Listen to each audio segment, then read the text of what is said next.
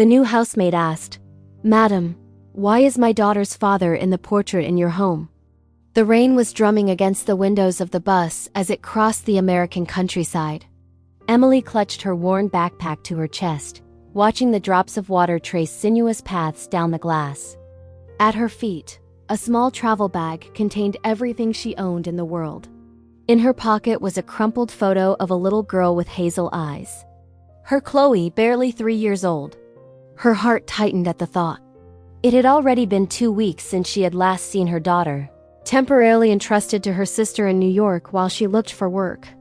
This time, she had finally landed something, a position as a governess on a large estate in Virginia. The salary was generous, enough to finally offer Chloe a decent life. She could even bring her over as soon as she had saved enough to rent a small apartment near the estate. The bus stopped in front of an imposing wrought iron gate.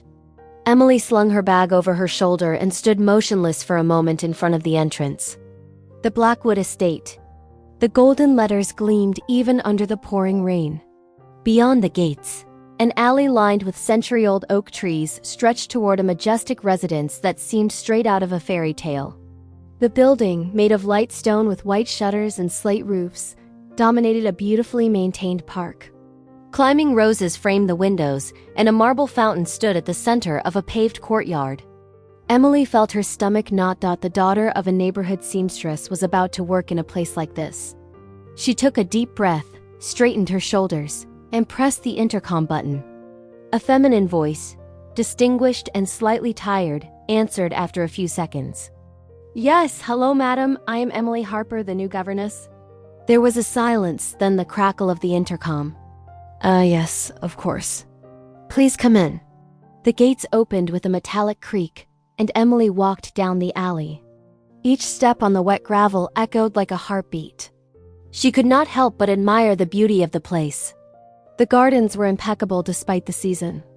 Marble statues dotted the lawns, and in the distance she glimpsed a Victorian greenhouse whose glass panes sparkled under the raindrops. As she approached the main door, it opened. A woman in her 50s appeared, dressed in a navy blue Chanel suit. Her chestnut hair was pulled up in an impeccable chignon, but her face bore the traces of a deep sadness.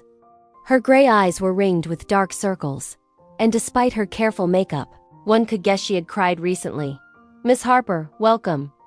I am Mrs. Catherine Blackwood, the owner of the estate. Come in quickly, you are soaked."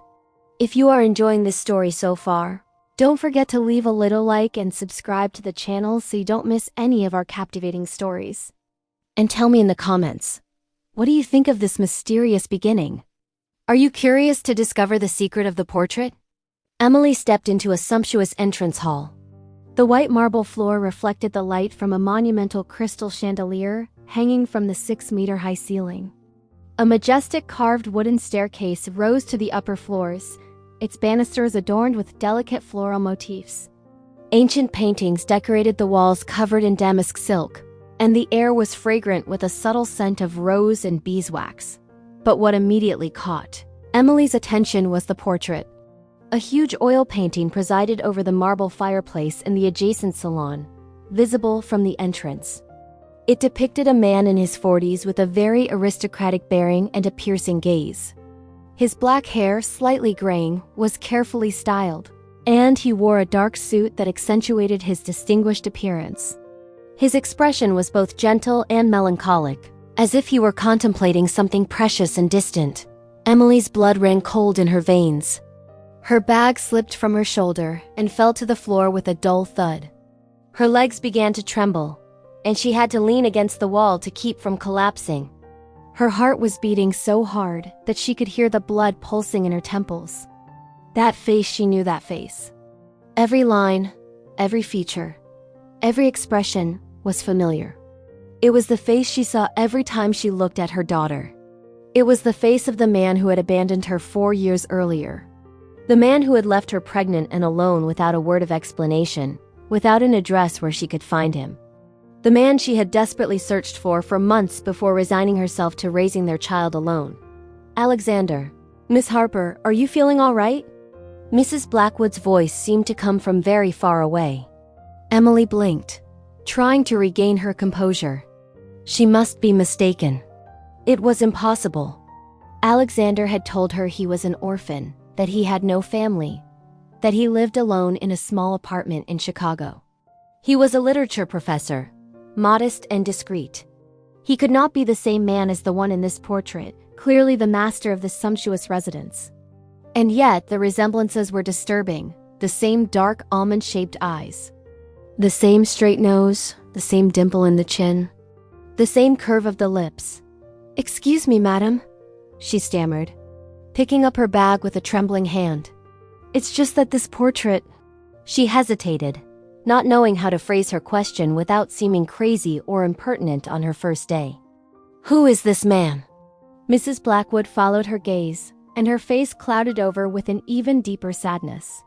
She turned her eyes away as if the sight of the portrait caused her physical pain. "It is my son, Alexander Blackwood," she said in a choked voice. He died 3 years ago in a car accident." She brought a hand to her mouth, as if to hold back a sob. "I know I should perhaps remove this portrait, put away his things, but I cannot. It is beyond my strength.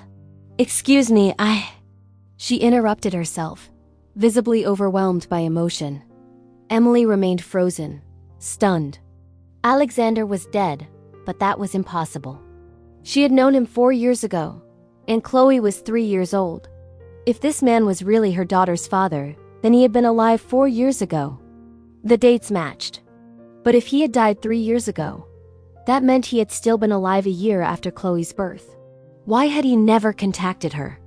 Why had he lied to her about his identity, his family, his wealth? "Madam," said Emily in a voice she tried to keep steady despite the chaos raging in her mind. She had to know. She had to understand. Even if it meant losing the job she desperately needed, she could not live in this house without knowing the truth. "Madam, why is the father of my daughter in the portrait in your home?" The words had escaped before she could stop them. The silence that followed was deafening. All that could be heard was the ticking of an old clock somewhere in the hall, and the patter of rain against the windows. Mrs. Blackwood slowly turned toward Emily. Her face became deathly pale. Her eyes widened in astonishment, then filled with tears. Her hand clenched the back of a Louis XV chair as if she needed the support to keep from collapsing. "What did you say?" she murmured, her voice barely audible. "Repeat what you just said." Emily felt tears rise to her eyes. There was no turning back now. This man, Alexander, I knew him 4 years ago. We loved each other for 6 months. He told me his name was Alexander Martin, that he was a professor, that he had no family. Then one day he disappeared without explanation, without an address. I was 2 months pregnant. I searched everywhere to find him, but it was impossible. It was impossible. It was as if he had never existed. No one knew him at the address he had given me. No school employed a professor by that name. I eventually convinced myself that I had been deceived, that he had lied about everything. I raised my daughter alone. Her name is Chloe. She has his eyes, his smile, his dimple in the chin. And now I see him here in your house, and you tell me he is your son. Mrs. Blackwood staggered and had to sit down on the chair. She brought her hands to her face and began to sob uncontrollably. Her shoulders shook with spasms, and tears flowed between her fingers. Emily did not know what to do. She stood there, bag in hand, her own heart breaking into 1,000 pieces. After a few minutes that seemed like an eternity, Mrs. Blackwood raised her head.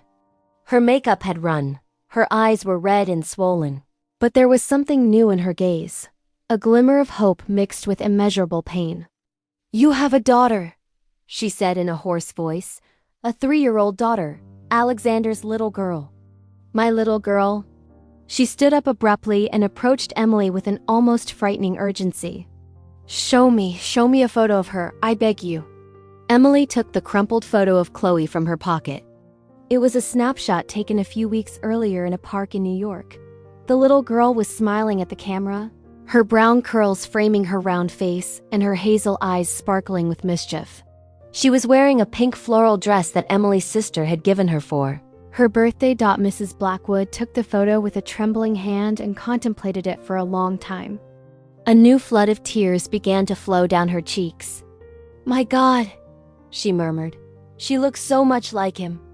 It is Alexander as a child. The same eyes, the same smile. Oh my God, it is really her. My little girl exists." She brought the photo to her lips and kissed it tenderly, as if she were kissing the child herself. Then she raised her eyes to Emily, and in her gaze there was now a fierce determination. "You must tell me everything, absolutely everything. How you met, what he told you, why he left you. And I will tell you what I know from my side, because I do not understand. Alexander was not like that. My son was a good, generous, responsible man. He would never have abandoned a pregnant woman. He would never have abandoned his child. Something is wrong with this story, and we must find out what." She took Emily by the arm and led her to a more intimate little sitting room, furnished with comfortable sofas covered in blue velvet. A fire crackled in the fireplace, chasing away the dampness from the room. Mrs. Blackwood rang for a maid and ordered tea and biscuits. Then she sat down opposite Emily. The photo of Chloe was still clutched in her hands. "Start from the beginning," she said softly. "Tell me how you met Alexander." Emily took a deep breath. It was so difficult to plunge back into her memories, into that period of her life that had been both the most beautiful and the most painful.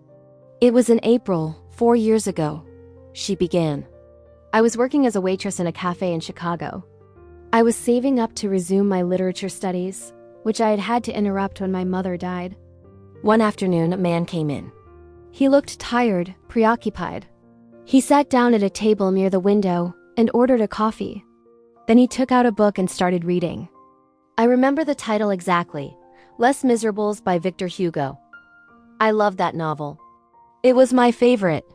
When I brought him his coffee, I could not help but comment on the book. He looked up at me, and I was struck by the intensity of his gaze. He had such deep, expressive eyes. He smiled, and we began to talk about literature. He knew everything, all the classical and contemporary authors. He spoke with contagious passion about Balzac, Flaubert, Proust. We chatted throughout my shift, and when I finished at 6 p.m., he asked if I wanted to continue the conversation over dinner. I accepted. Emily paused, lost in her memories. She could see that first dinner in a small Italian restaurant in Old Chicago. Alexander had talked about his love for teaching, his desire to pass on his passion for words and stories. He had told her he had grown up without a father, that his mother had died when he was a teenager, that he had built himself up alone. It had all been false, she realized now. Every word he had said to her had been a lie. We saw each other the next day, and the day after. In a few weeks we were inseparable. Alexander was attentive, gentle, romantic. He took me to old bookstores, to museums, to the theater. We spent hours talking about everything and nothing. He made me laugh. He made me dream.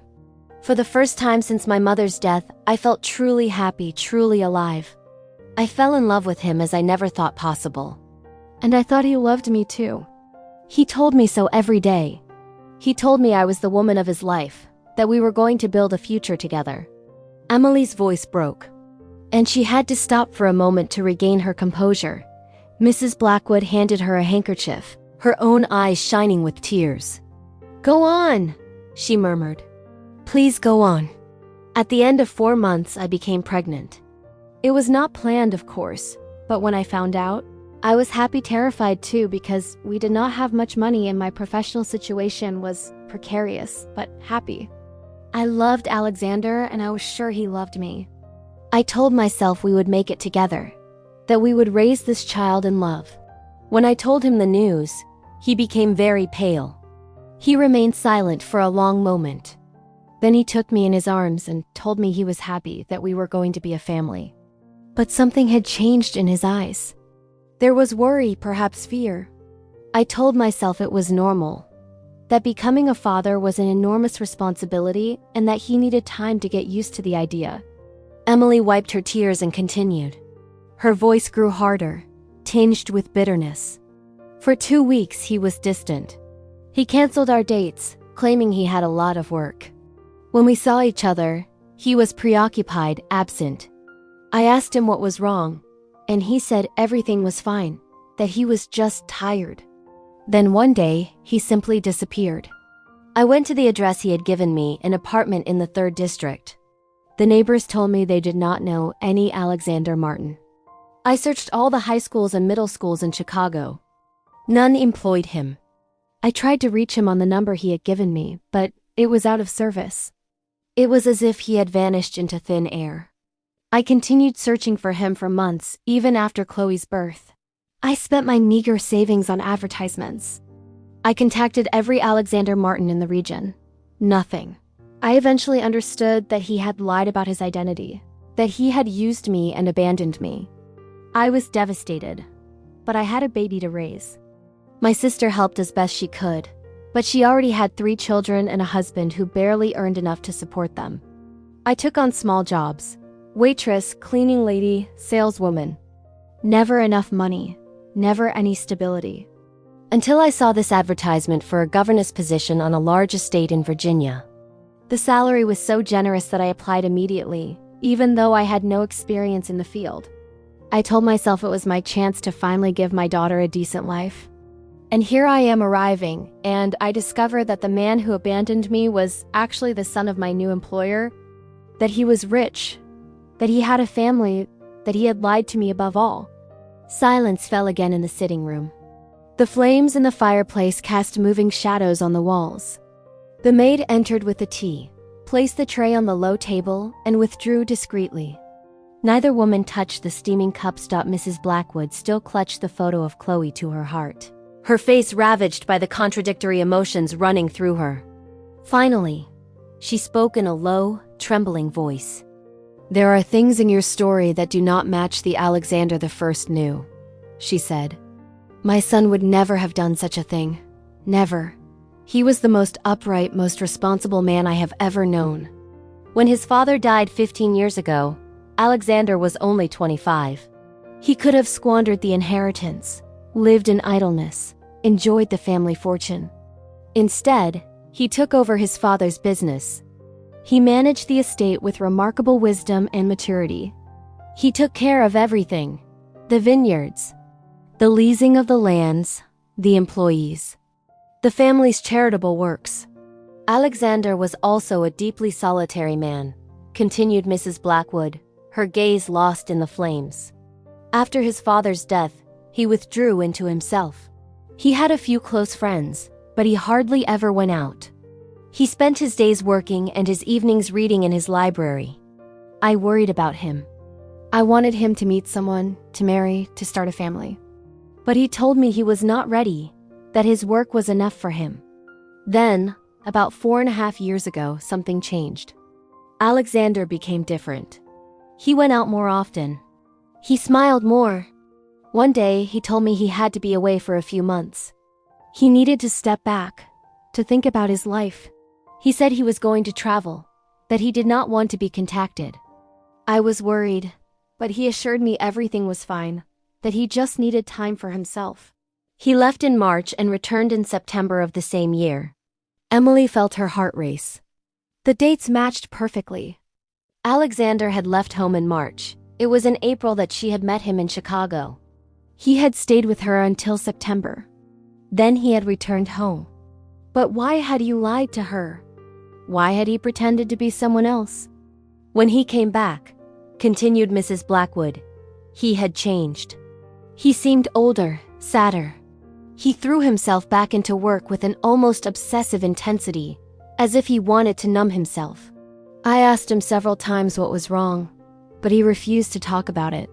He just told me he had made mistakes, that some things could not be repaired. I never understood what he meant. Then 2 years later, there was the accident. Her voice broke on the last word. It was a December evening. Alexander was returning from a business meeting in Atlanta.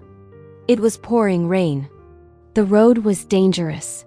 His car skidded in a bend and hit a tree. He died instantly. The police said he was driving too fast, that he had not adjusted his speed to the weather conditions. But I always wondered. Alexander was a cautious driver. He would never have taken reckless risks, unless... She interrupted herself as if she had just realized something terrible. Unless he did not really want to avoid the accident, she murmured. My God, what if... What if he knew about the child? What if he felt so guilty about abandoning you that he... No, that is impossible. Alexander loved life too much. But then, why? Why did he leave you? Why did he never tell me about you, about his daughter? Emily shook her head, completely lost. None of it made sense. I don't know, she admitted. Maybe he didn't want a child. Maybe he was afraid of his responsibilities, or maybe I was just an unimportant fling to him. He had fun with the naive little waitress before returning to his real life. The bitterness in her voice was palpable. Mrs. Blackwood stood up abruptly and began pacing the sitting room. No, that is not possible. Alexander was not like that. There must be an explanation. We must search through his things, his personal papers. Maybe he left something. A diary, letters, anything that could shed light on this. Come, she said, heading toward the door. I will show you his room. I have never touched it since his death. Everything has remained exactly as he left it. I asked the staff not to disturb anything, just to dust from time to time. It was perhaps morbid on my part, but I could not bring myself to erase the last traces of his presence. Emily followed her through the corridors of the manor, up the grand staircase. Then along a corridor adorned with ancient paintings and tapestries. Mrs. Blackwood stopped in front of a massive oak door at the end of the corridor.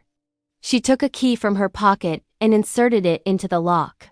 The door opened with a creak. The room that appeared before their eyes was vast and bright, despite the rainy weather. Large windows overlooking the park were framed by dark green velvet curtains. A four-poster bed stood in the center of the room, its white sheets impeccably made. A library covered an entire wall, filled with classical and contemporary books. An antique desk was placed near the window, on which still rested papers, a gold fountain pen, and a reading lamp. The smell of old books and polished wood floated in the air. Emily slowly approached the library, her fingers brushing the bound spines of the volumes.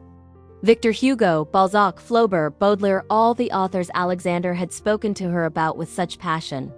She even recognized certain specific editions he had mentioned. Her heart tightened. This man had really existed.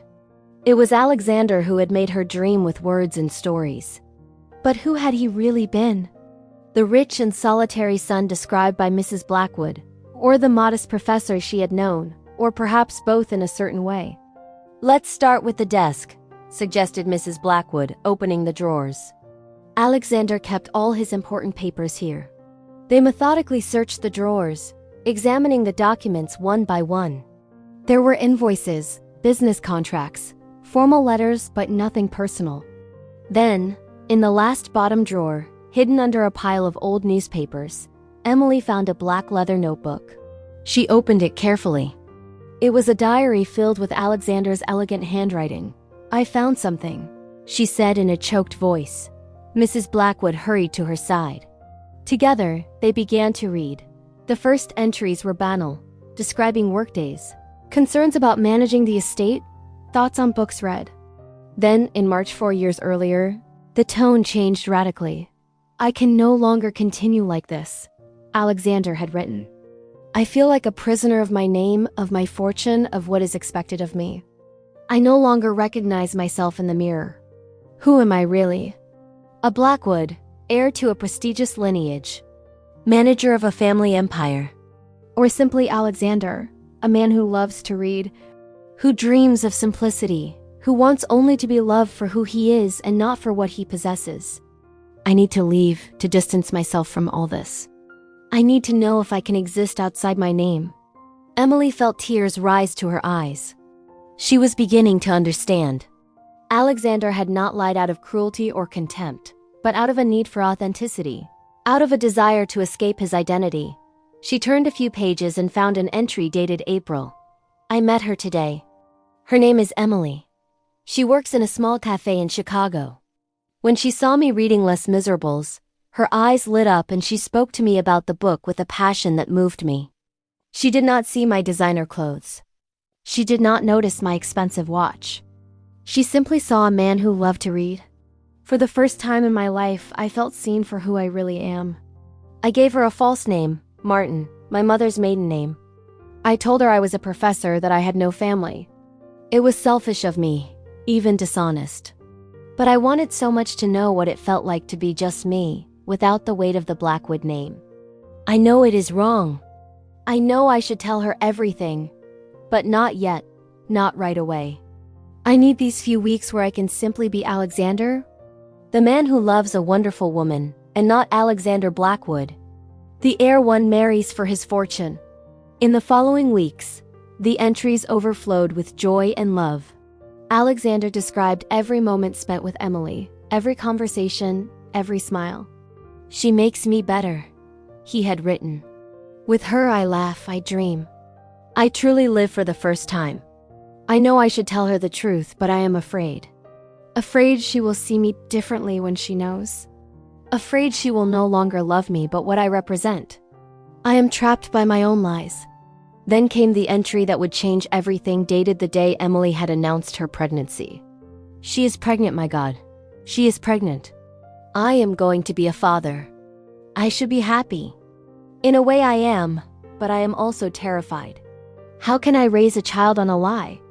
How can I introduce her to my family, show her the estate, explain who I really am without destroying everything we have built? And my mother, what will she say when she learns I'm going to have a child with a waitress I met under a false identity? No, that is not fair. Emily is not a waitress. She is the woman I love, the mother of my child. But the world will not see it that way. The world will judge her, reject her. Perhaps. I cannot subject her to that." The following entries showed Alexander increasingly tormented by his dilemma. "I must tell her the truth, but how? How do I make up for 3 months of lies? She will hate me, and she will be right. I deceived her. I abused her trust. But if I say nothing, if I continue to lie, it will be even worse. And the child? My child deserves to know his father, to grow up in a real family. But what family can I offer him? That of the Blackwoods, with its rigid traditions, its stifling expectations, its superficial world, or the one I built with Emily on a lie?" Then came the entry that explained everything, the one that brought a sob to Emily's throat. It was dated the day Alexander had disappeared. "I did it. I found the solution. I am going to return to the estate. Take back my responsibilities. Manage the family business seriously. I'm going to save a lot of money. Then in 2 years, when I have everything in order, when I have proven to my mother and the board of directors that I can manage the Blackwood empire while having my own life, I will go back to see Emily. I will tell her everything, the whole truth. I will apologize. I will beg her to forgive me. I will explain why I acted as I did. I will show her that I really love her, that I have never stopped loving her. I will ask her to marry me, to come live here with our child. We will be a real family. I know these 2 years will be difficult for her, that she will have to raise our baby alone during that time. It is selfish and cruel of me, but I see no other solution. If I stay now, if I reveal my true identity while she is pregnant and vulnerable, she will think I am with her only out of obligation, out of duty. I want her to know that I am coming back out of love, out of choice. In 2 years, I will have proven that I can reconcile my 2 lives. In 2 years, I will be worthy of her. I will leave money for her, a lot of money, in an envelope with the concierge of her building. Enough so that she lacks nothing during my absence. Enough so that she can raise our child comfortably. I cannot give it to her in person. She would refuse. She would ask questions. But at least she will not be in need. In 2 years, I will come back. I promise you, Emily. In 2 years, we will be together." Emily dropped the journal, tears flowing freely down her cheeks. He wanted to come back," she murmured. "He had planned to come back." Mrs. Blackwood was crying too, clutching the journal to her.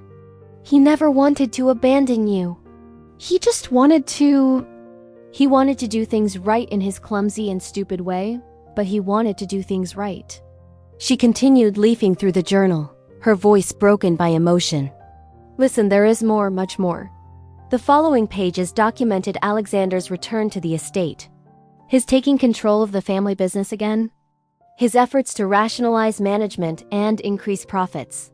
He worked relentlessly, rising at dawn and going to bed late at night. But on every page, he mentioned Emily and their child.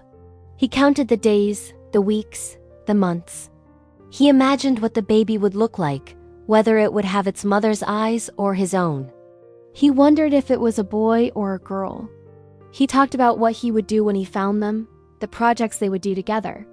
Then about 6 months after his return, an entry sent a chill down Emily's spine. I tried to send her the money. I left the envelope with the concierge as planned, but it came back 2 weeks later with the note, addressee unknown at this address. I panicked. I hired a private detective to find her. He told me she had moved shortly after my departure, that she had left no contact address. The detective searched everywhere in Chicago and then throughout the region. Nothing. Emily has disappeared. How is that possible? How can I find her now? I searched for her name on social networks, in directories. Emily Harper is too common a name. There are hundreds of women with that name in the country. How do I know which one is mine? The detective continues his searches, but the months pass and still nothing. My child must have been born by now. I have a son or a daughter somewhere in this country, and I do not even know where. This thought eats away at me from the inside. I was so stupid. Alexander continued in a later entry. I should have told her everything from the beginning. I should have trusted her. Now she thinks I abandoned her. She must hate me, and she is right to hate me. I do not deserve her forgiveness, but I cannot give up. I will continue to search for her. Even if it takes me 10 years, 20 years, my whole life. I will find her. I will find them. The following entries showed a man slowly consuming himself from the inside. Alexander continued to manage the estate, attend business meetings, maintain appearances. But every page of his journal revealed his growing torment. He hired detective after detective, spending fortunes on fruitless searches. He personally contacted every Emily Harper in the country, sending letters, making calls, but none was his. How could she have disappeared so completely? He wrote in despair. It is as if she evaporated. Sometimes I wonder if I did not dream her, if those 6 months of happiness were only an illusion. But no, it had been real. She had been real. Their love had been real, and their child was real somewhere out there. About a year before his death. Alexander's tone changed radically. I am giving up, he had written. In my heart, never in my heart. But I must accept reality. Emily clearly does not want to be found. Perhaps she has rebuilt her life, met someone else. Perhaps my child calls another man daddy. Now that thought tears me apart. But who can I blame but myself? I created this situation with my lies, and I must live with the consequences of my actions. I am going to create a trust fund. All the money will go to my child if he or she is ever found. I am also going to update my will. If I die before finding them, at least they will be taken care of financially. It is the least I can do. The last entries, dating from the weeks before the fatal accident, were dark and desperate. Alexander spoke of his life as an empty shell, of his days as a succession of mechanical tasks.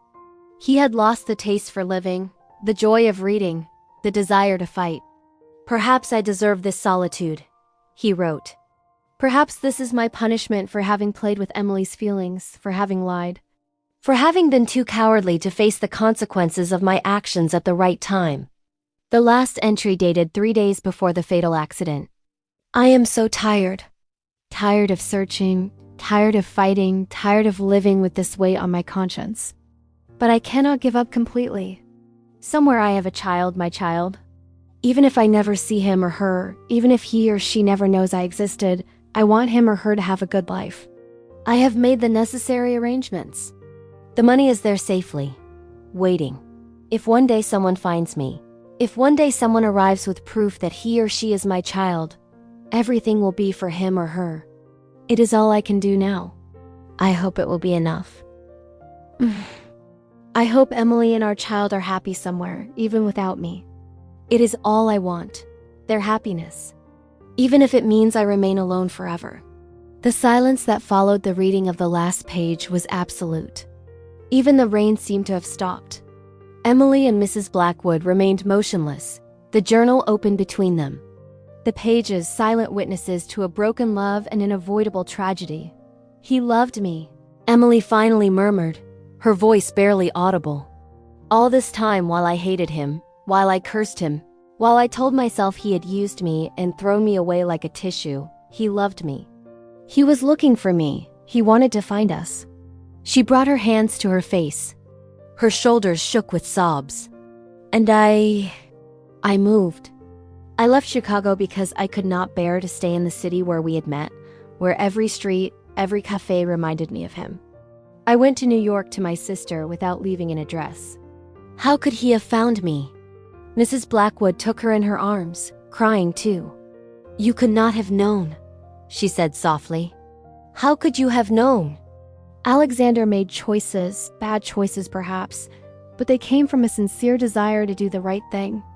He wanted to spare you the judgment of society, the cruelty of the aristocratic world. He wanted to prove that he could offer you a stable life.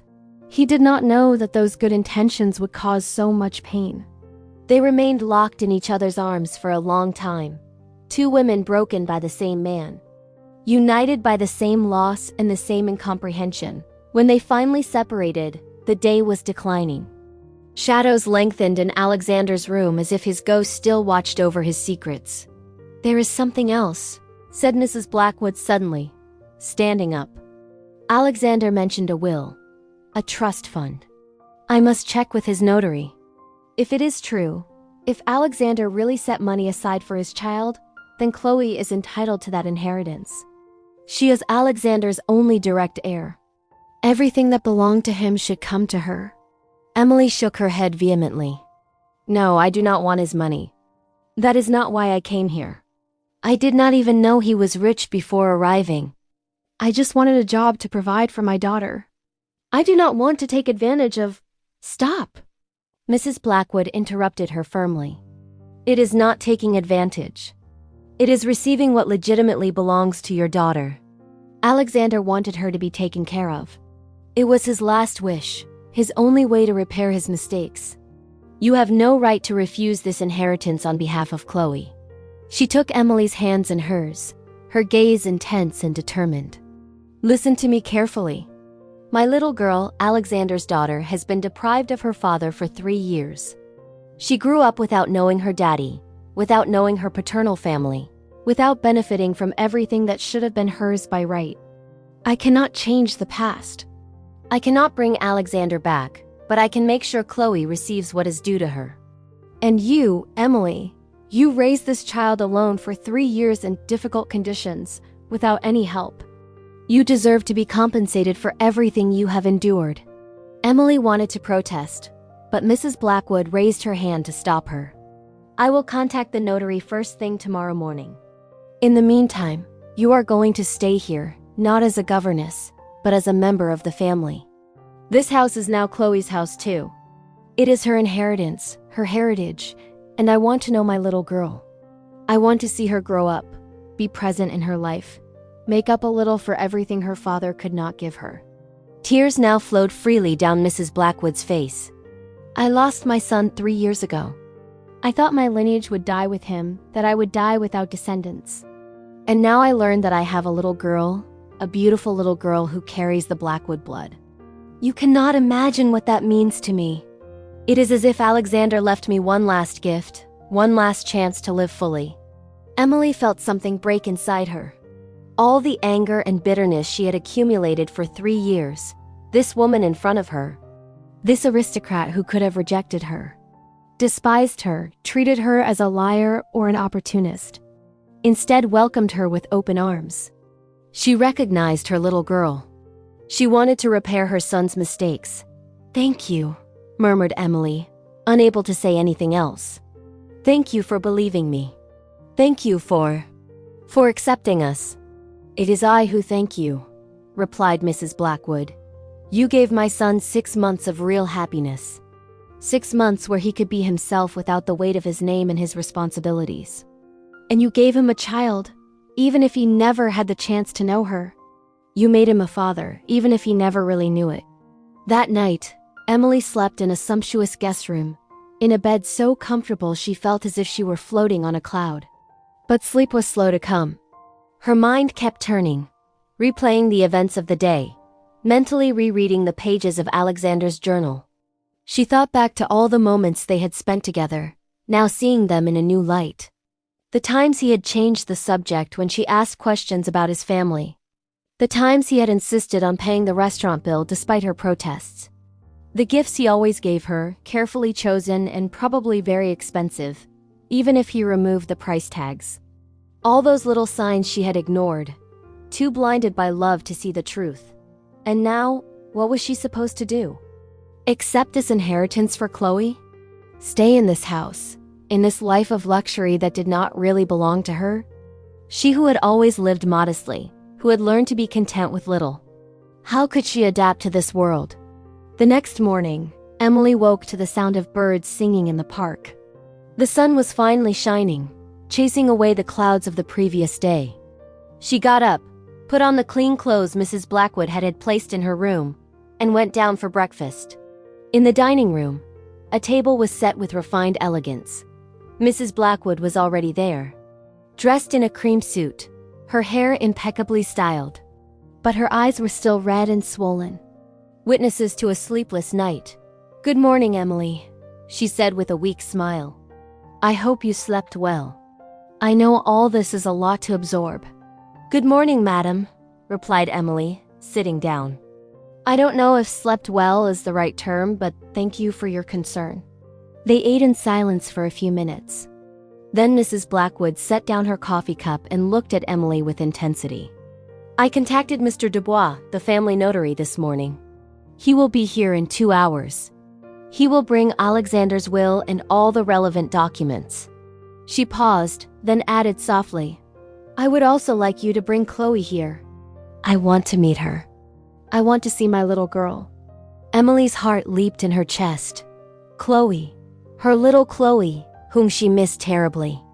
"I will call my sister right away," she said, standing up hurriedly. "She can put her on the train this afternoon. Chloe will be here this evening." Mrs. Blackwood smiled, and for the first time since Emily had met her, the smile reached her eyes. "Wonderful.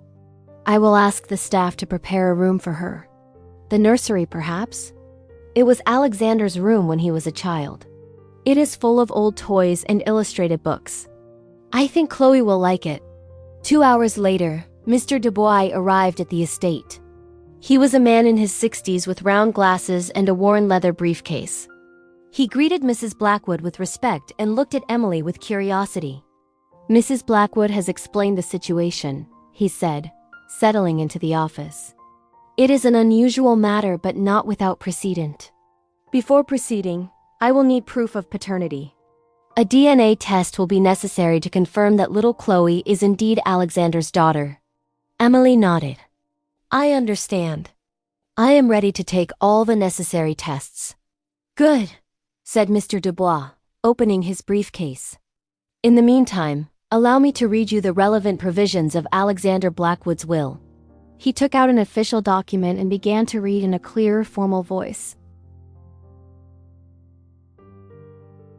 "I, the undersigned Alexander Jock Blackwood, sound of body and mind, declare this to be my last will. To my mother Catherine Marie Blackwood, I bequeath the usufruct of the Blackwood estate as well as an annual annuity of $200,000, on condition that she maintains and preserves it for future generations.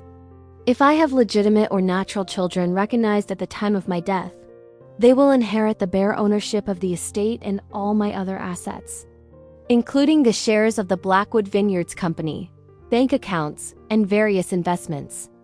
In the event that my children are minors at the time of my death, my mother will serve as legal guardian until they reach the age of majority. If no child is known at the time of my death, But a biological child is discovered afterward and his or her filiation is proven by DNA test. That child will be entitled to the entirety of my inheritance as if he or she had been known during my lifetime. In addition, I have created a trust fund of $5 million intended exclusively for my biological child or children, whether known or unknown during my lifetime. This fund is separate from my main inheritance and will be managed by Mr. Dubois until my child or children reach the age of 25. The notary paused and looked at Emily over his glasses. If Chloe is confirmed as Alexander's biological daughter, she will therefore inherit all of his assets, estimated at approximately $15 million plus the $5 million trust fund. That makes her a very rich young girl. Emily felt her head spin. $20 million. It was an unimaginable sum. Chloe would never have to worry about money again, about whether she could go to university, whether she would have a roof over her head, food on her plate. She would be safe from need forever. But at the same time, this fortune weighed on her. It was the price of Alexander's absence, of everything he had not been able to live with his daughter. When can we do the DNA test? She asked. I can contact a medical laboratory as early as today. They can be here tomorrow morning, replied Mr. Dubois. We will need a sample from Chloe and a sample from Alexander. Fortunately, Alexander regularly donated blood, and the hospital keeps samples. We should have the results in a week. Mrs. Blackwood intervened. Could you also take my DNA to confirm that I am indeed Chloe's grandmother? I want there to be no doubt, no possible contestation. Of course, madam, acquiesced the notary. After Mr. Dubois left, Emily spent the rest of the day in a state of feverish agitation. She helped prepare Chloe's room, choosing the toys and books her daughter might like. The nursery was a magnificent room with walls painted with frescoes depicting fairy tale scenes. A miniature four-poster bed stood in the center, surrounded by shelves filled with old toys and porcelain dolls. White lace curtains filtered the sunlight, creating a soft and soothing atmosphere. Alexander grew up in this room, said Mrs. Blackwood in a nostalgic voice. He loved stories. Every evening, his father or I would read him a tale before bed. Cinderella, The Little Prince, Alice in Wonderland. He knew them all by heart. She gently stroked the back of an old picture book on the bedside table. Later, when he could read alone, he spent hours here, lost in his books. He was a solitary, dreamy child. He preferred the company of fictional characters to that of other children his age. Emily imagined Alexander as a child sitting on that little bed, absorbed in a story. Then she imagined Chloe in the same place, and her heart tightened. Her two loves reunited in this room across time and death. At 6 p.m. A car came to take Emily to the nearest train station. The journey lasted half an hour through the Virginian countryside, bathed in the golden light of evening. When the train finally arrived, Emily anxiously scanned the opening doors. Then she saw her. Chloe, her little Chloe, getting off the train holding her Aunt Sophie's hand. The little girl was wearing her pink floral dress and her little rabbit-shaped backpack. As soon as she spotted her mother, her face lit up. "Mommy!"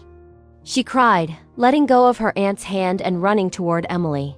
Emily lifted her into her arms and held her tight. Breathing in the familiar smell of her hair, feeling the little chubby arms close around her neck. "I missed you so much, my heart," she murmured, covering her daughter's face with kisses. "You too." "Mommy," replied Chloe. "Aunt Sophie is nice. But it's you I want." She pulled back a little and looked at her mother curiously. "Aunt told me we're going to live in a castle. Is that true?" Emily exchanged a glance with her sister Sophie, who shrugged with an embarrassed smile. I didn't know what to tell her.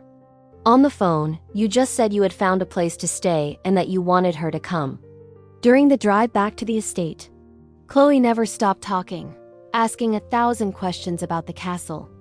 The rooms, whether there were princesses and knights. Emily tried to answer as best she could. But how do you explain the complexity of the situation to a 3-year-old?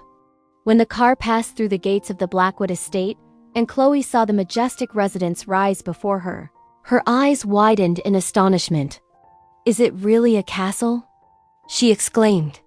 Mommy, we're going to live in a real castle like in my stories. Mrs. Blackwood was waiting for them in front of the main entrance. When she saw Chloe get out of the car, she brought a hand to her mouth and her eyes filled with tears. The resemblance to Alexander as a child was striking. Chloe approached timidly, half hiding behind her mother's legs. "Hello, little miss," said Mrs. Blackwood in a gentle voice, kneeling to be at the child's level. "My name is Catherine. I am a friend of your mommy. Welcome to my home." Chloe looked at her curiously, then suddenly smiled. "You have a beautiful castle, Mrs. Catherine. Can I see my room?" "Of course, my darling," replied Mrs. Blackwood, holding out her hand. "Come, I will show you." It was the room of someone very special long ago. Emily watched her daughter take her grandmother's hand and enter the house with her.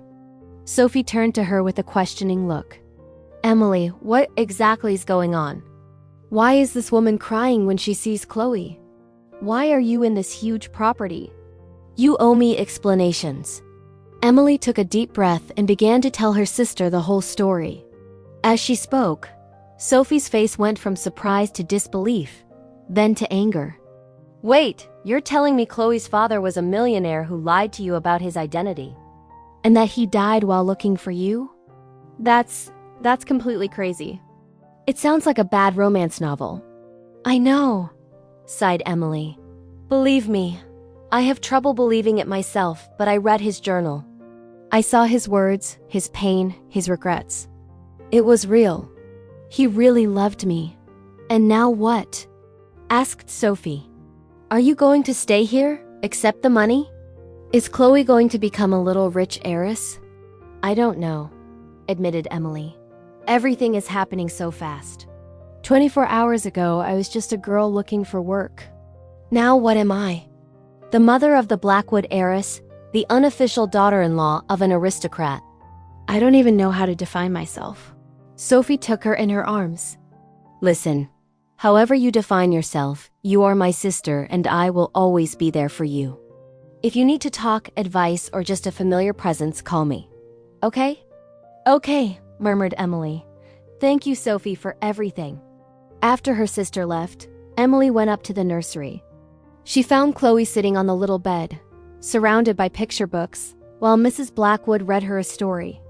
The scene was so touching, so normal, and at the same time so surreal that Emily had to lean against the doorframe. "And the prince and the princess lived happily ever after," concluded Mrs. Blackwood. Closing the book, Chloe clapped. "Read another one." "It's time to sleep, my darling," intervened Emily gently. "You've had a long day." "But Mommy, I'm not tired," protested Chloe with a yawn that belied her words. Mrs. Blackwood smiled. "If you go to bed now like a big girl, tomorrow I will show you the stables. We have 3 horses, and one of them is very gentle. You could perhaps pet him." Chloe's eyes lit up. "Real horses like in my books." "Very real," confirmed Mrs. Blackwood. "Then okay," conceded Chloe. "I'll sleep." After tucking her daughter in and singing her usual lullaby, Emily went back down to the sitting room where Mrs. Blackwood was waiting with 2 glasses of wine. "She is wonderful," said the older lady, handing a glass to Emily. "Intelligent, curious, joyful. You have done a remarkable job raising her alone." "Thank you," replied Emily, sitting down. "It wasn't always easy, but she is my light. Everything I do is for her." "I can see that," said Mrs. Blackwood. "And now we must talk about the future. After the DNA test results, if everything is confirmed, important decisions will have to be made. First, I want you to know something," she continued. "Whatever your decision regarding the money and the inheritance, you and Chloe have a place here. This house is yours too. Now you are not an employee, you are not a guest, you are part of the Blackwood family. Whether you like it or not." She smiled slightly at those last words. "But I understand that it is a lot to accept. If you prefer to take the inheritance and go live your life elsewhere, I will understand that too. All I ask is to be able to see my little girl regularly, to be part of her life." Emily thought for a long time before answering. "I don't know yet what I want to do," she finally admitted. "I need time to think. to understand what all this means. But one thing is certain. I do not want to deprive Chloe of her grandmother. Mrs. Blackwood took Emily's hand and squeezed it with gratitude. Thank you. You cannot know what that means to me. The following days passed in a strange routine. In the morning, a doctor from the laboratory came to take DNA samples from Chloe, Emily, and Mrs. Blackwood. The little one did not really understand what was happening. But she was brave and only cried a little when they pricked her finger. While the results were being analyzed, life on the estate continued. Chloe explored every corner of the property with the wonder of a child discovering a magical world. She ran in the gardens, played with the estate's dogs, petted the horses under the attentive supervision of the groom. Mrs. Blackwood followed her everywhere, drinking in every laugh, every smile, every word from her little girl like a thirsty person finally finding water. Emily, for her part, explored Alexander's library. She spent hours reading his annotations in the margins of the books, discovering his favorite underlined passages, rediscovering the man she had loved through the words he had cherished. One afternoon, while she was leafing through a collection of Baudelaire's poems, a paper fell from between the pages. It was an unsent letter, written in Alexander's hand. My dear Emily, the letter began. I am writing you this letter that you will probably never read. I am writing it because I need to put my thoughts on paper to give them tangible form, even if they will never leave this room. It has now been a year since I left you, a year that I have been battling my demons, searching for the courage to come back to you. Every day I tell myself that tomorrow will be the day I find you, explain everything to you, beg you to forgive me. But every day I find a new excuse to wait. I tell myself I am not ready yet, that I must first put my affairs in order, that I must deserve your forgiveness before asking for it.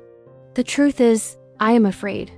I am afraid of your gaze when you discover who I really am. I am afraid of your anger, your contempt, your rejection. I am afraid that the Alexander you loved exists only in my lies, and that the real Alexander will disappoint you so much that you will never want to see me again. Our child must be 7 months old now. Is it a boy or a girl? Does he have my eyes or yours? Is he already smiling? Does he sleep through the night? All these questions haunt me. I wonder if you tell stories to our baby before bed like my mother did for me. I wonder if you sing lullabies to him. I wonder if you talk to him about me. If you tell him his father is a coward who abandoned you, or if you prefer to say nothing at all.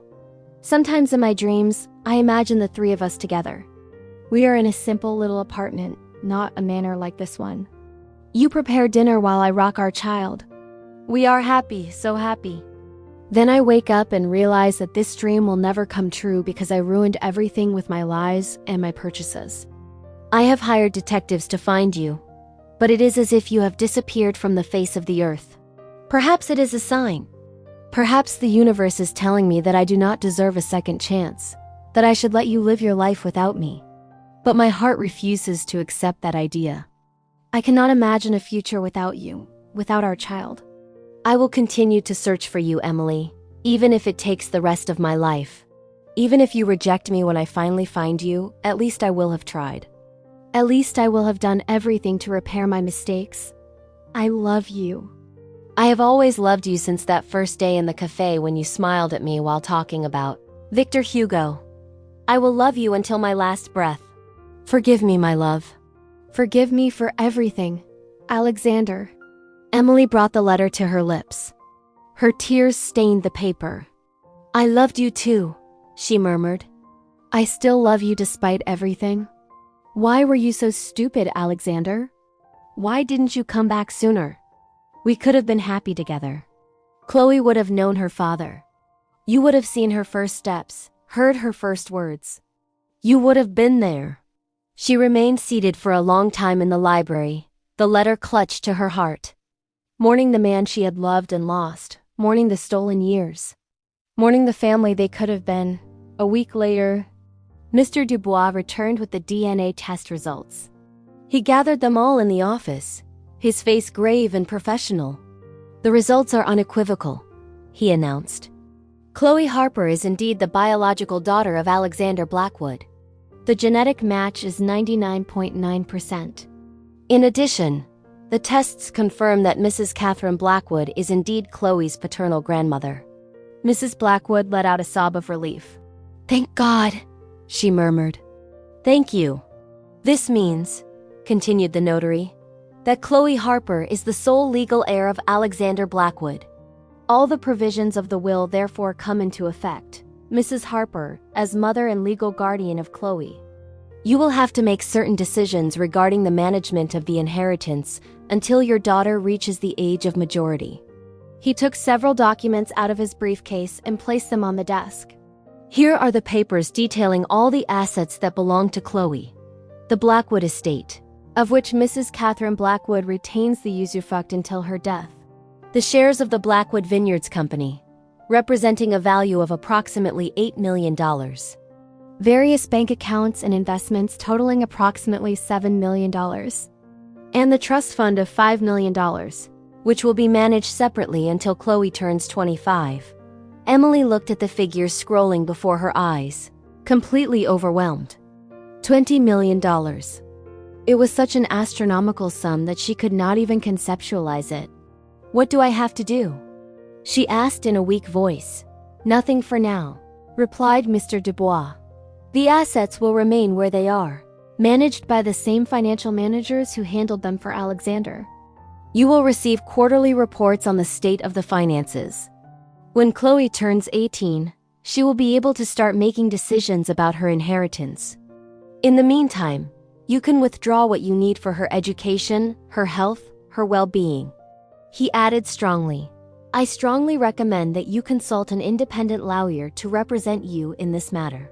Someone who will look solely after your interests and those of Chloe with no connection to the Blackwood family. I can recommend several excellent names if you wish." Emily nodded, still in shock. "Yes, please. I need to understand all this. It is so enormous." After the notary left, Mrs. Blackwood turned to Emily. "I know it is a lot," she said softly. "But you do not have to manage all this alone. I am here to help you, to guide you. Alexander would have wanted me to take care of both of you. Why are you so kind to me?" Emily suddenly asked. "Your son lied to me. He abandoned me. I had a child out of wedlock with him. In your world, in your social circle, that must be considered a scandal. You should despise me, reject me. Why don't you?" Mrs. Blackwood thought for a long time before answering. "Because you loved my son," she finally said. "You loved him for who he really was, not for his name or his fortune. You gave him something I had never been able to give him, the freedom to be himself, if only for a few months.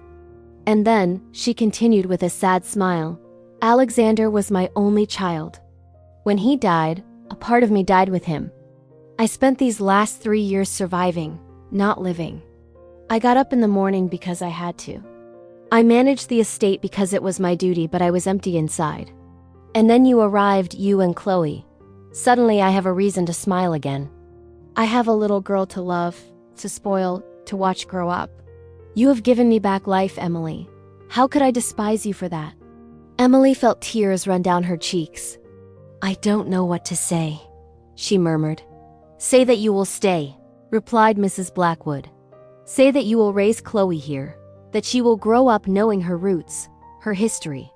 You do not have to live in the main manor if you do not wish to.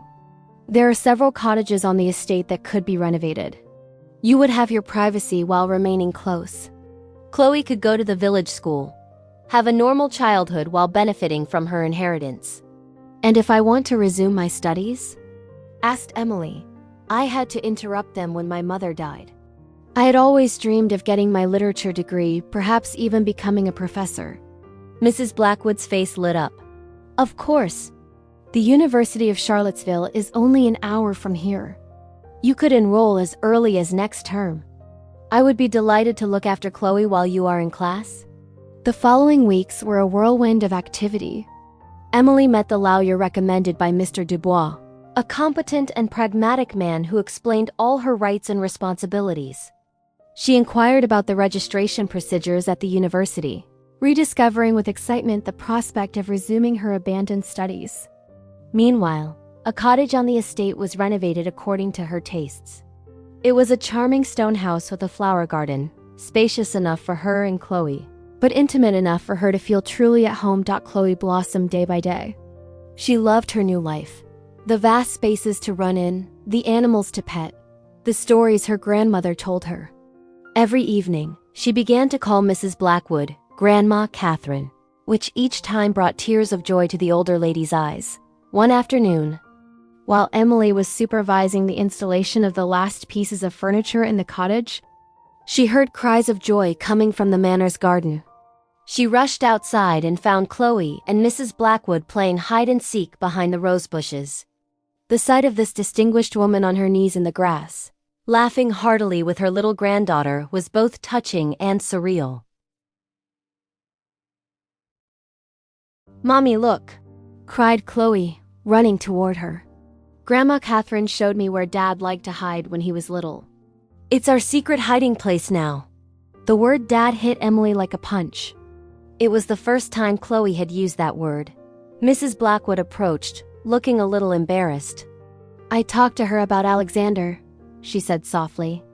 "I hope you are not angry." She asked questions about who lived in the manor before, and I started telling her stories about her father. Nothing too complicated, just childhood anecdotes. Emily took a deep breath. She knew this moment would come sooner or later. "No, it's good," she finally said. "She has the right to know her father, even if only through stories." That night, after putting Chloe to bed, Emily returned to Alexander's library. She had set herself the mission of reading all the books he had noted, of following the path of his thoughts through his marginal notes.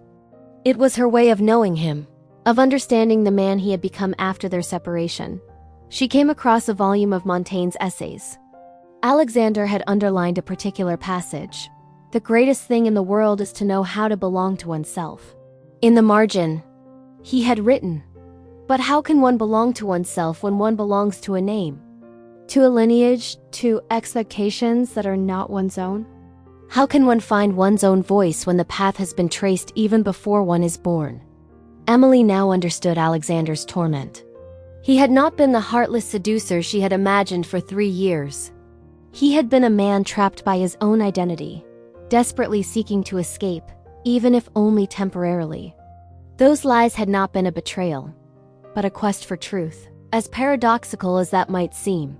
"I forgive you," she murmured, touching the words written by his hand. "I understand now." "I forgive you, Alexander." Over the months, a new routine settled in. Emily began her classes at the university, rediscovering with joy the pleasure of study and literary analysis. Her professors were impressed by her maturity and passion. Chloe, for her part, entered the village preschool and quickly made friends. The other parents looked at the little Blackwood heiress with curiosity. But Emily made sure Chloe led as normal a life as possible. On Sundays, they often went to the cemetery where Alexander was buried. Mrs. Blackwood always accompanied them. Together, they placed flowers on the grave, and Mrs. Blackwood told Chloe new stories about her father. "Your dad loved books," she would say, "just like your mommy." That is how they met, talking about a story. "Is Dad in heaven?" Chloe would ask with the simplicity of childhood. "Yes, my darling," Mrs. Blackwood would reply. "And I am sure he is watching you and is very proud of you." 1 year after her arrival at the estate, Emily received a letter that would change her life once again. It was an invitation to a charity gala organized by the Blackwood Vineyards Company. As the mother of the heiress, her presence was strongly desired. "You do not have to go," said Mrs. Blackwood when Emily showed her the invitation. "These events can be intimidating. People in the business world can be cruel and quick to judge." "No," said Emily with a new determination. "I am going to go. Chloe is the Blackwood heiress. One day she will have to face this world. I must learn to do so too, so I can guide her when the time comes." On the evening of the gala, Mrs. Blackwood had a stylist and a hairdresser come to help Emily get ready. When she looked at herself in the mirror, she had trouble recognizing herself. The blue silk evening gown enhanced her figure. Her hair was styled in an elegant chignon, and her makeup was subtle but sophisticated. "You are magnificent," said Mrs. Blackwood with pride. "Alexander would have been so proud to see you like this." The gala was held in a five-star hotel in Atlanta. When Emily and Mrs. Blackwood arrived, the ballroom was already filled with guests in evening attire. Crystal chandeliers illuminated the place, an orchestra played in the background, and waiters circulated with trays of champagne and refined canapes. As soon as they entered, conversations hushed and all eyes turned toward her. Emily felt her stomach knot, but she straightened her shoulders and advanced with assurance. Her arm linked with Mrs. Blackwood's. The murmurs began almost immediately. "It's her, the mother of the illegitimate child." Apparently, Alexander met her in a cafe. "She was just a waitress. How can we be sure the child is really his? Those DNA tests can be faked. Mrs. Blackwood has lost her mind, letting that girl settle into the estate." Emily heard all these comments, these barely veiled judgments. She felt the critical gazes weighing and dissecting her, looking for the slightest misstep. It was exactly what Alexander had wanted to spare her, she realized. That was why he had hesitated, why he had been afraid, because he knew this world would be cruel to her. But Emily was no longer the shy young waitress of 4 years ago. She had raised a child alone for 3 years. She had survived poverty and abandonment. She had resumed her studies while managing a complex inheritance. She was stronger than he had thought. "Ignore them," murmured Mrs. Blackwood. "Their opinion has no importance. What matters is Chloe and her future." A man in his 50s in an impeccable suit approached her. "Catherine, my dear," he said with a smile that did not reach his eyes. "What a surprise to see you. And you must be Miss Harper, is that right? I have heard a lot about you."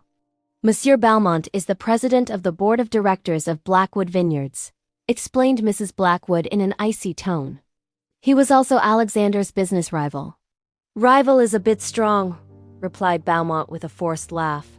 "Let's just say we had different visions for the future of the company. Alexander was, how shall I say, too idealistic. He wanted to invest in costly ecological projects, increase employee salaries, give part of the profits to charities. Noble ideas, certainly, but not very pragmatic in today's business world." "My son had a long-term vision," replied Mrs. Blackwood sharply. "He understood that short-term profitability means nothing if you destroy the environment and exploit workers. The decisions he made strengthened the company's reputation and ensured its longevity." Balmont shrugged. "We shall see. Now that Alexander is no longer here and the heiress is a 3-year-old child, things will have to change. The board of directors has some ideas for modernizing operations." "As long as I am alive and retain the usufruct of the estate," said Mrs. Blackwood in a voice of steel. "Nothing will change without my consent. And when Chloe is old enough to make decisions, I will make sure she understands the importance of the values her father defended." Balmont turned his gaze to Emily, assessing her from head to toe with a disdainful expression. "And you, Miss Harper, do you intend to get involved in managing the company, or do you prefer simply to enjoy the fortune from your liaison with Alexander?" Emily felt anger rise within her, but she kept her calm. "I am not enjoying anything, Mr. Balmont," she said in a clear, firm voice. "I am raising my daughter, I am pursuing my university studies, and I'm learning everything I can about her father's heritage so I can guide her when she is ready to assume her responsibilities. If you see that as enjoying, that is your problem, not mine." A silence fell around them. Several people had stopped their conversations to listen to the exchange. Balmont blushed slightly, clearly not used to being contradicted, especially by a woman he obviously considered inferior. "I see," he said dryly. "Well, for the good of the company, I hope you will know how to stay in your place and leave the important decisions to the professionals." With those words, he walked away. Mrs. Blackwood squeezed Emily's hand. "You were perfect," she murmured with pride. "Alexander would have been proud of you." The rest of the evening passed in a blur of introductions and superficial conversations.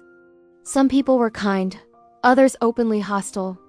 But Emily held her own, answering all questions with grace and dignity.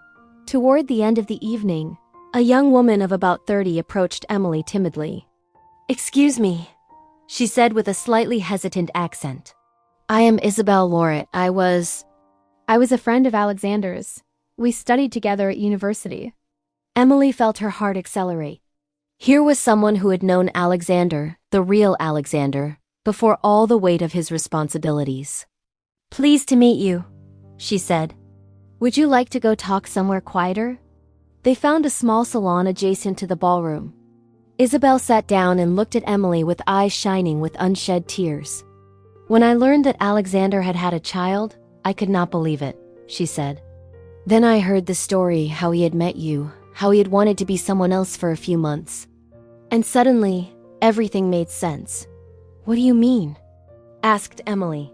"Alexander always hated his life," explained Isabel. "At university, he talked about giving everything up, about going to live a simple life, far from all this.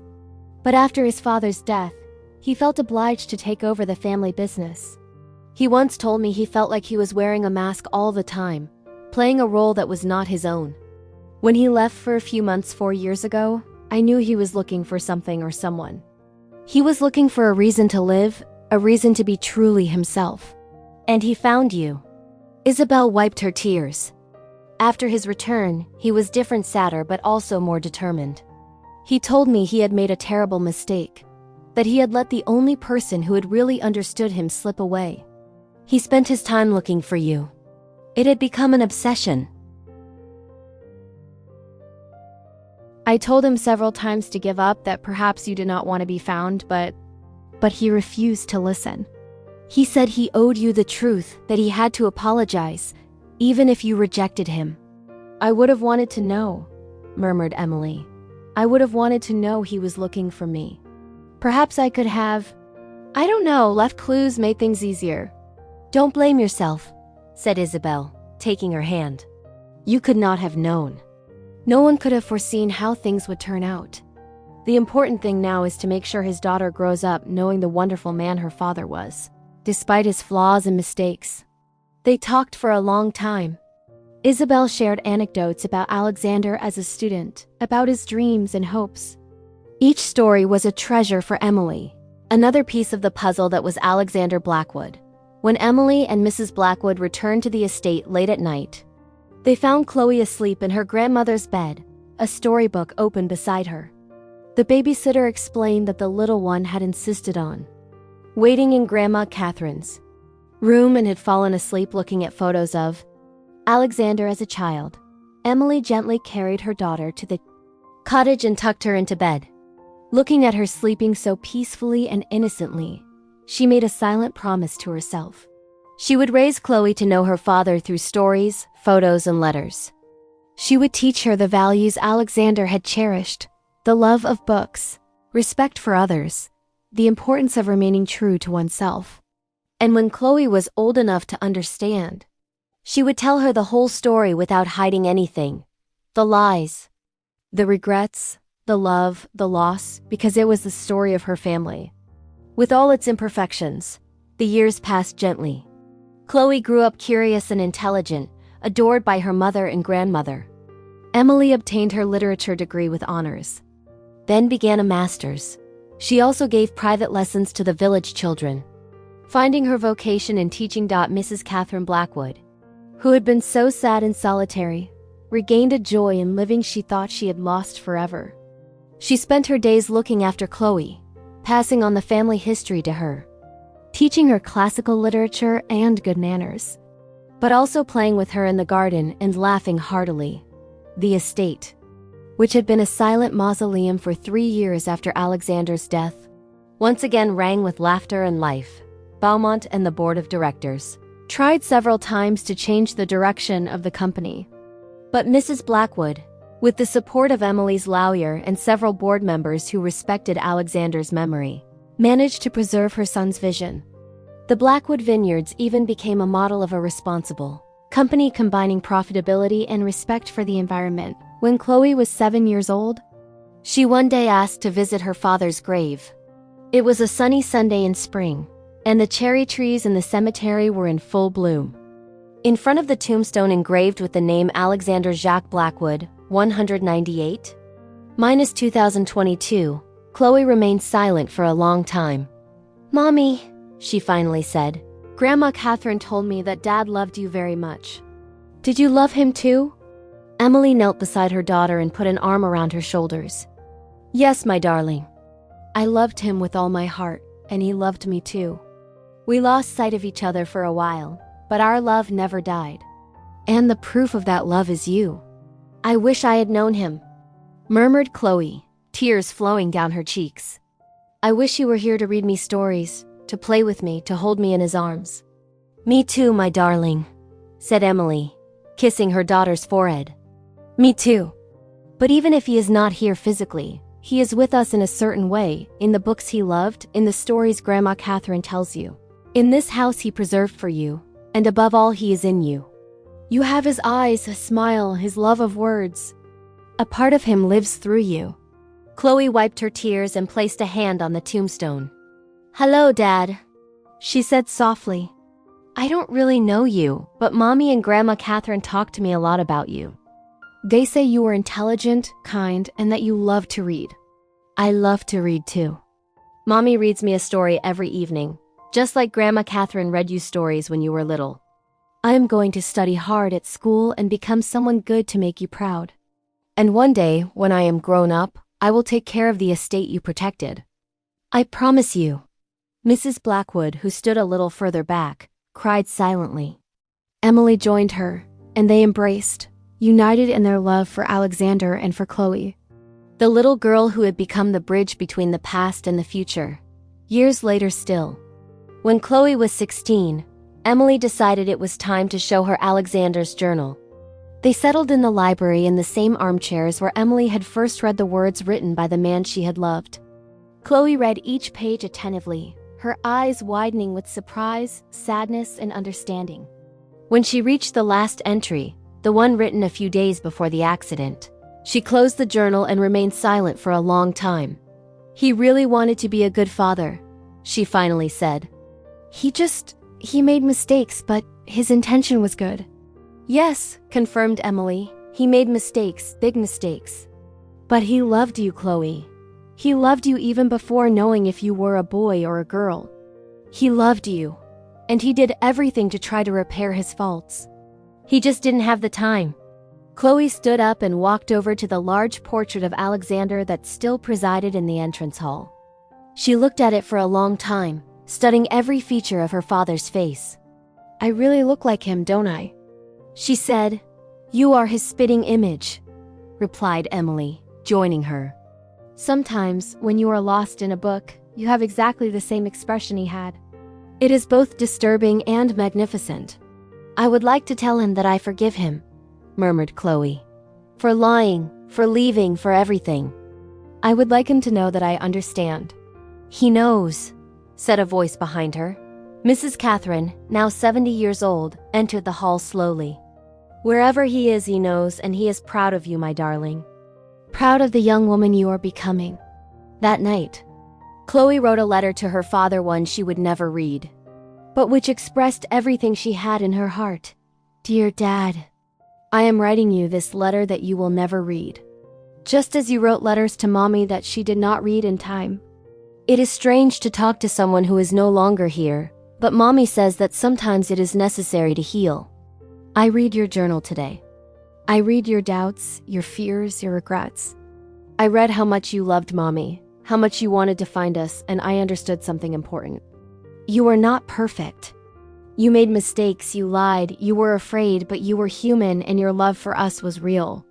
I want you to know that I do not hold it against you. I want you to know that I had a wonderful childhood, filled with love. Mommy was the best mother in the world, and Grandma Catherine was an extraordinary grandmother. They gave me everything I needed, including you in a certain way. They told me so many stories about you that I feel like I know you. I inherited your love of books.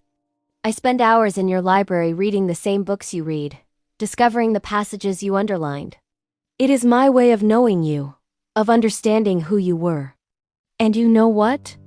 I think I would have loved you very much, I am starting my university studies in literature next year, like you, like mommy.